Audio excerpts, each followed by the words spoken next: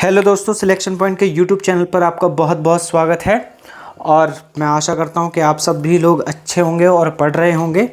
ठीक है, चूँकि अभी बीते कुछ दिनों में उत्तर प्रदेश सरकार ने जो 27,137 पदों पर जो भर्ती निकाली है सुपर टेट की शिक्षक भर्ती, ठीक है, उसको लेकर के काफ़ी जद्दोजहद चल रही है और काफ़ी बातचीत हो रही है। तो आज से हम सुपर टेट का एक नया बैच शुरू करने जा रहे हैं और उसी में आज मैं आपके सामने लेकर के आया हूं कंप्यूटर का परिचय। चूँकि कंप्यूटर से जुड़े हुए क्वेश्चन सुपर टेट में लगभग 5 नंबर के या 10 नंबर के मिलते हैं आपको देखने को। ठीक है, तो इसलिए आज हमारी पहली सीरीज़ है, पहली क्लास हो रही है कंप्यूटर की, और कंप्यूटर में आज हम पढ़ने जा रहे हैं कंप्यूटर का परिचय।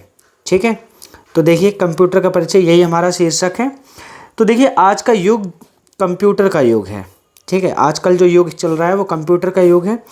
आज जीवन के प्रत्येक क्षेत्र में कंप्यूटर समावेश है। मतलब आप छोटी छोटी चीज़ भी लेंगे तो उसमें भी कहीं ना कहीं कंप्यूटर अपना एक रोल प्ले कर रहा है। ठीक है, बृहद पैमाने पर मतलब ज़्यादा बड़े पैमाने पर गणना करने वाले इलेक्ट्रिक यंत्र को या तो संगणक अथवा कंप्यूटर कहते हैं। ठीक है, मतलब संगणक क्या है, कंप्यूटर का ही हिंदी रूपांतरण शब्द है। ठीक है, अर्थात कंप्यूटर वह युक्ति है जिसके द्वारा स्वचालित रूप से विविध प्रकार के आंकड़ों को संसाधित एवं संचयित किया जाता है। ठीक है, मतलब बहुत सारे आंकड़ों को उनका आकलन किया जाता है कि वो सही हैं या गलत हैं। तो ये सब काम कौन कर रहा है, आजकल कंप्यूटर कर रहा है। वर्तमान स्वरूप का जो पहला कंप्यूटर है वो मार्क 1 था, और वो कब बना था, वो 1937 ईस्वी में बना था। कब बना था, 1937 ईस्वी में बना था।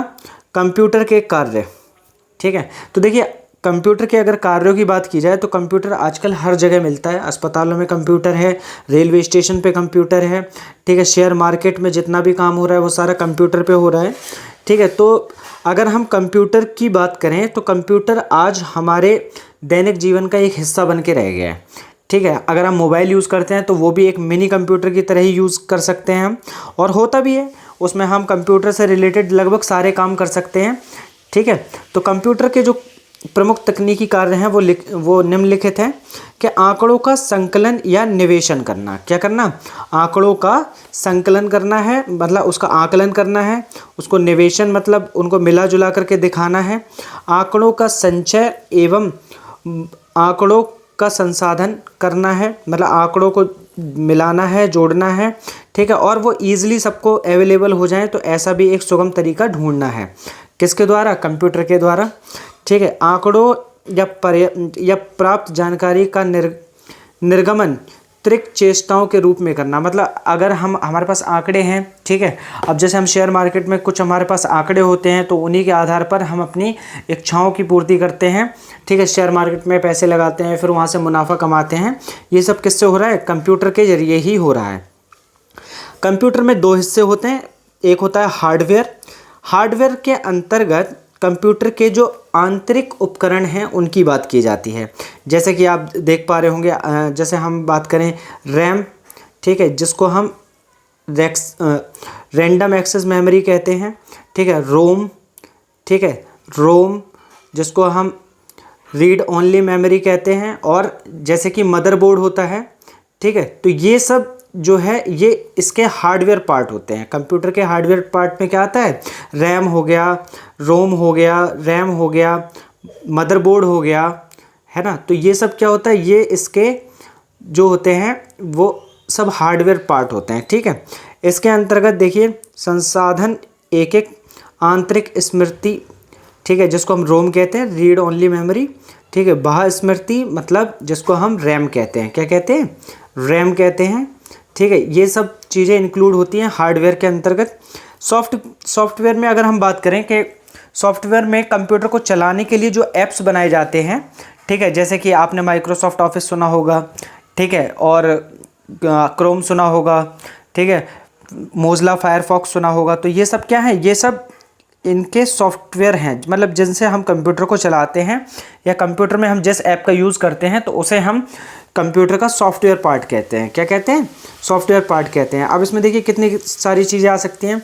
जैसे हमारा क्रोम ब्राउज़र है, ठीक है, तो जो क्रोम ब्राउज़र है वो क्या है, वो हमारा एक सॉफ्टवेयर है, ठीक है। MS ऑफिस जो हम यूज़ करते हैं, ठीक है, ये भी क्या है, ये भी एक प्रकार का क्या है, सॉफ्टवेयर है, ठीक है। आप आजकल के मोबाइल फ़ोनों में देख सकते हैं कितने सारे ऐप आते हैं, तो ये सब क्या है, ये सॉफ्टवेयर होते हैं। अच्छा, कंप्यूटर हमारे आम तौर पे जो बोली जाने वाली भाषाओं को नहीं समझ सकता है, तो इसलिए कंप्यूटर को कुछ विशेष भाषाओं से हमें अपनी बात समझानी होती है। अब इन भाषाओं को 3 वर्गों में बांटा जा सकता है। कितने भागों में बांटा जा सकता है? 3 भागों में। पहला machine code language, assembly code language और फिर हाई लेवल लैंग्वेज, ठीक है। तो ये 3 भाषाएं हैं जिनको कंप्यूटर बहुत ईजिली समझ लेता है। पहला होता है मशीन कोड लैंग्वेज, दूसरा होता है असेंबली कोड लैंग्वेज और तीसरा जो होता है वो हाई लेवल लैंग्वेजेस होता है, ठीक है।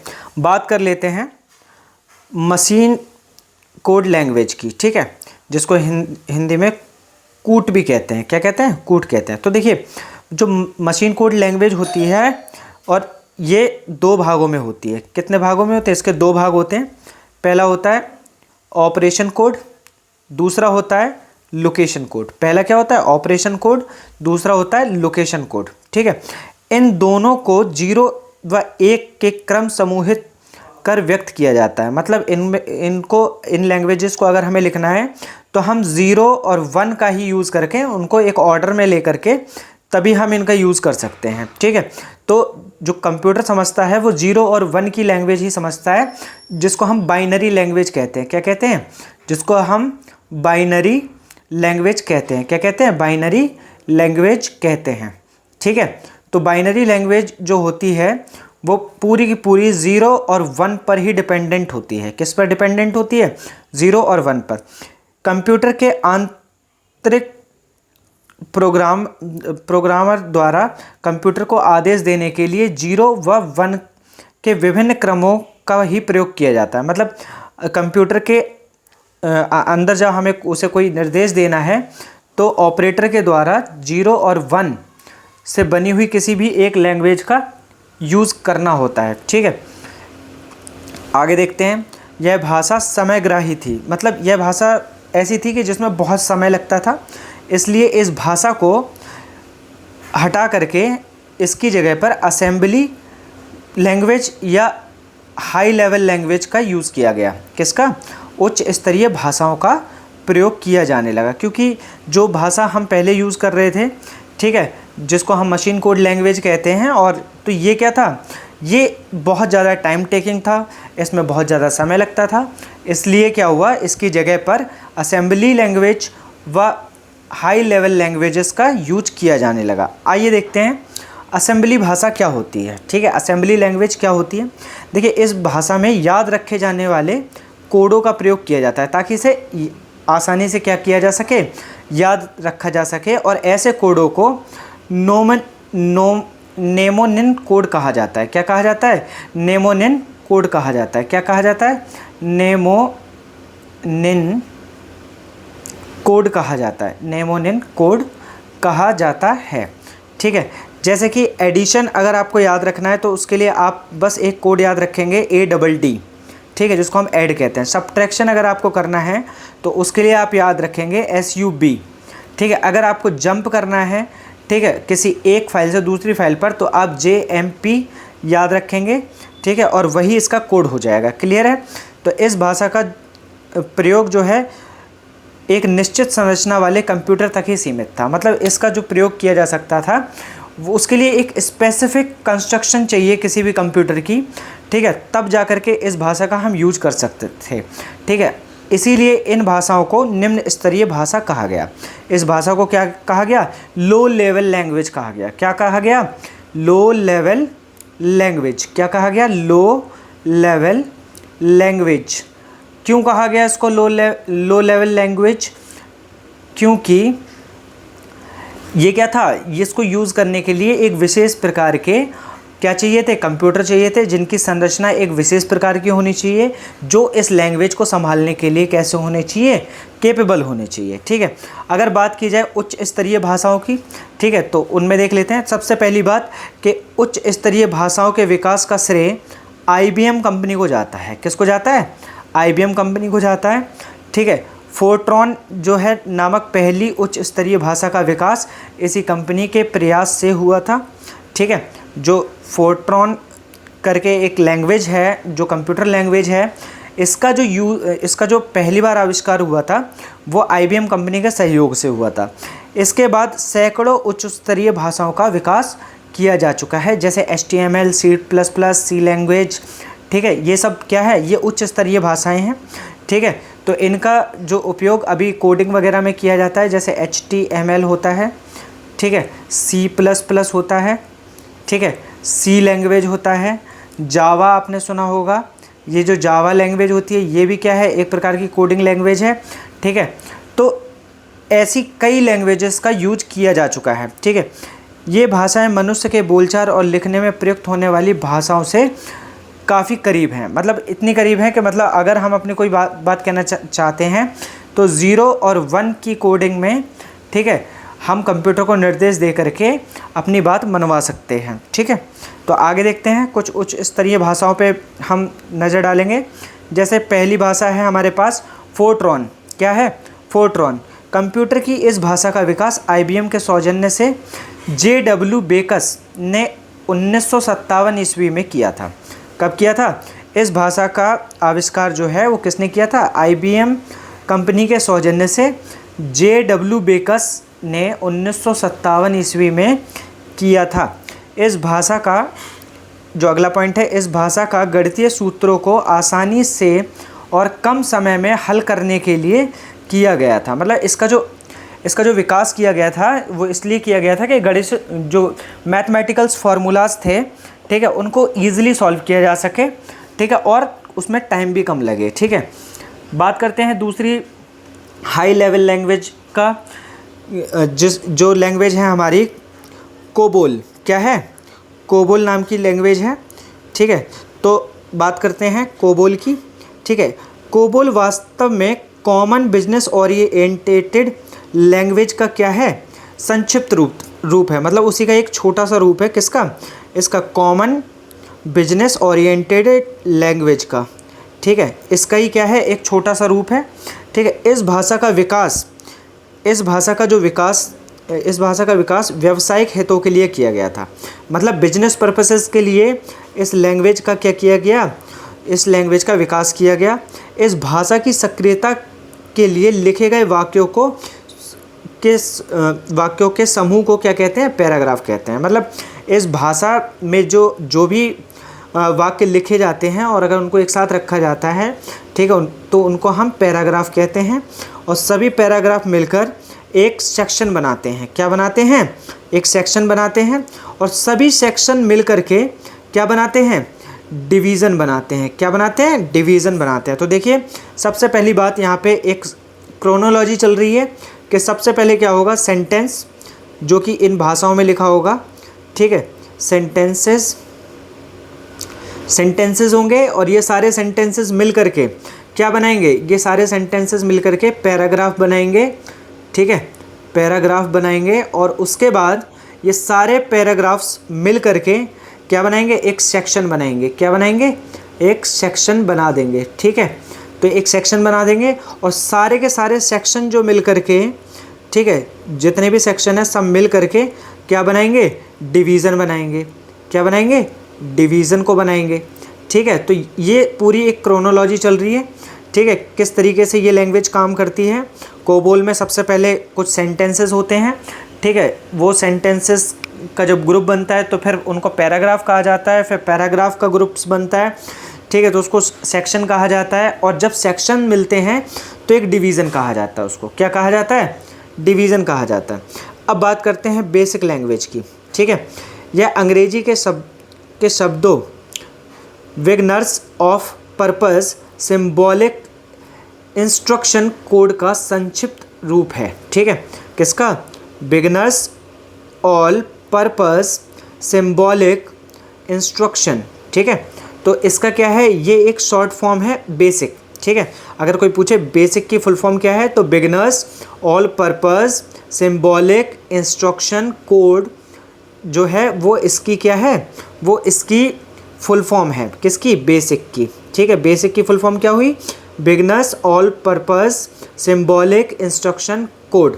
ठीक है, तो इसको याद रखेंगे, कई बार पूछी जा सकती है और कई बार पूछी भी गई है। ठीक है, तो इस भाषा में प्रोग्राम में निहित आदेश के किसी निश्चित भाग को निष्पादित किया जा सकता है। मतलब जो हमने ऑर्डर दिया है उसमें से किसी भी भाग को हम रद्द कर सकते हैं, जबकि इससे पहले की भाषाओं में पूरे प्रोग्राम को कंप्यूटर में डालना होता था।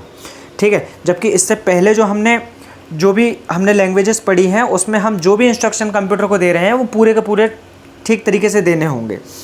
प्रोग्राम के ठीक होने पर आगे के कार्य निष्पादित होते थे।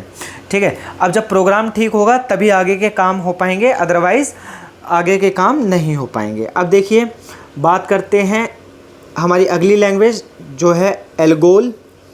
ठीक है, ये क्या है? ये अंग्रेजी भाषा के एल्गोरिदमिक लैंग्वेज का शॉर्ट फॉर्म है। ठीक है, और आप जानते हैं कि एल्गोरिदम का यूज़ जो होता है वो एल्जेब्रिक कैलकुलेशंस को सॉल्व करने के लिए किया जाता है।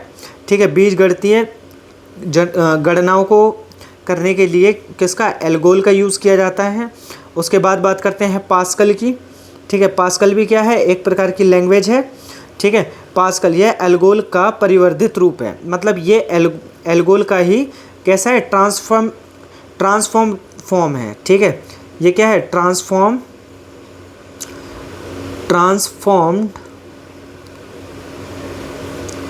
Form of ALGOL. ठीक है, ये एल्गोल का ही क्या है? ट्रांसफॉर्म्ड फॉर्म है। ठीक है, इससे सभी चरों को परिभाषित किया जा सकता है। इससे मतलब कोई भी अगर हमारा वेरिएबल है, ठीक है, हम उसको क्या कर सकते हैं? उसको डिफ़ाइन कर सकते हैं, कोई भी वेरिएबल। ठीक है, तो कोई भी वेरिएबल को हम डिफ़ाइन कर सकते हैं। ठीक है, तो इसके बाद इसके कारण यह एल्गोल एवं बेसिक से भिन्न है। ठीक है, अब ये पास्कल लैंग्वेज जो है ना, ठीक है, ये एल्गोल और बेसिक दोनों से अलग है, क्योंकि इसमें किसी भी वेरिएबल को हम डिफ़ाइन कर सकते हैं, इसलिए। अब देखिए, कोमाल करके एक लैंग्वेज है। ठीक है, कोमाल ये क्या है? यह कॉमन एल्गोरिदम लैंग्वेज है। इसको क्या बोलते हैं? Common algorithm language. ठीक है, उसी का ये क्या है? शॉर्ट फॉर्म है कोमाल। ठीक है, इस भाषा का प्रयोग माध्यमिक स्तर के छात्रों के लिए किया जाता है। मतलब जो ऐसे स्टूडेंट्स होते हैं जो मतलब कंप्यूटर सीखते सीखते, ठीक है, कुछ थोड़ा सा अच्छे हो जाते हैं, फिर ये कोमाल का यूज़ कर सकते हैं, उस लैंग्वेज का यूज़ कर सकते हैं। लोगो, इस भाषा का प्रयोग छोटी उम्र के बच्चों को ग्राफिक और रेखाकृतियों की शिक्षा देने के लिए किया जाता है। किसकी? छोटे उम्र की बच्चों के लिए। अब उनको कुछ ग्राफिक्स में दिखाना है या कुछ उन्हें कोई फिगर दिखाना है, तो ऐसी नॉलेज देने के लिए हम बच्चों के साथ जो लैंग्वेज का यूज़ करते हैं उसका नाम होता है लोगो। ठीक है, अगर एच जो हमारी नेक्स्ट लैंग्वेज है प्रोलॉग। ठीक है, यह अंग्रेजी शब्द प्रोग्रामिंग इन लॉजिका, क्या? प्रोग्रामिंग इन लॉजिका का संक्षिप्त रूप है। ठीक है, क्या है? संक्षिप्त रूप है किसका? प्रोग्रामिंग इन लॉजिका का। ठीक है, इस भाषा का विकास जो है वो 1973 में फ्रांस में किया गया था। कहाँ पे? फ्रांस में किया गया था। इसका विकास कृत्रिम बुद्धि के कार्यों के लिए किया गया है। ठीक है, जो तार्किक प्रोग्रामों में सक्षम है। ठीक है, तो ये इसमें क्या होता है? इसमें जो हमारे लॉजिकल चीज़ें होती हैं ना, तो उसके लिए प्रयोग किया जाती है कौन सी? प्रोलॉग। ठीक है, अब बात करते हैं फोर्थ लैंग्वेज की। ठीक है, ये हमारी लास्ट लैंग्वेज है। फोर्थ लैंग्वेज जो है इसका आविष्कार चार्ल्स मूरे ने किया था। किसने? चार्ल्स मूरे ने इसका आविष्कार किया था। इसका प्रयोग कंप्यूटर के सभी प्रकार के कार्यों में होता है। मतलब ये कितनी इम्पोर्टेंट लैंग्वेज है, जो कंप्यूटर से रिलेटेड कोई भी काम कर सकती है, किसी भी काम को करने में सक्षम है। ठीक है, अब देखिए, इन सभी उच्च स्तरीय भाषाओं में एक समानता है। क्या समानता है वो देखते हैं कि लगभग सभी में अंग्रेजी के वर्ण ABCD, ठीक है, या और भी आगे, इन सब का यूज़ होता है। एवं इंडो अरेबियन अंकों का यूज़ किया जाता है। किसका? इंडो अरेबियन अंकों का यूज़ किया जाता है, जैसे 0 1 2 3, इन सब का यूज़ किया जाता है। और ये जितनी भी हाई हाई लेवल लैंग्वेजेस थी, इन सब में हम इनका यूज़ करते हैं। या तो हम अल्फ़ाबेट्स का यूज़ करेंगे या फिर हम काउंटिंग्स का यूज़ करेंगे, जिनको हम इंडो अरेबियन अंक कहते हैं। ठीक है, तो आगे आज के लिए बस इतना ही है। ठीक है, कल हम इसका सेकंड पार्ट लेकर के आएंगे, जिसमें हम इनपुट डिवाइस, आउटपुट डिवाइस, इन सब पे चर्चा करेंगे। ठीक है, तब तक इस वीडियो को देखते रहिए, अपने दोस्तों के साथ शेयर कीजिए और हमारे चैनल को सब्सक्राइब कीजिए। ठीक है, तब तक के लिए धन्यवाद।